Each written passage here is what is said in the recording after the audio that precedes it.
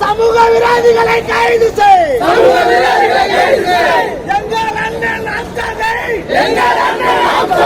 படுகொலை செய்த தீவிரவாதிகளை அவர்கள் இன்னும் தீவிரவாதிகளை எங்கள் அண்ணன் ஆம்சாங்கை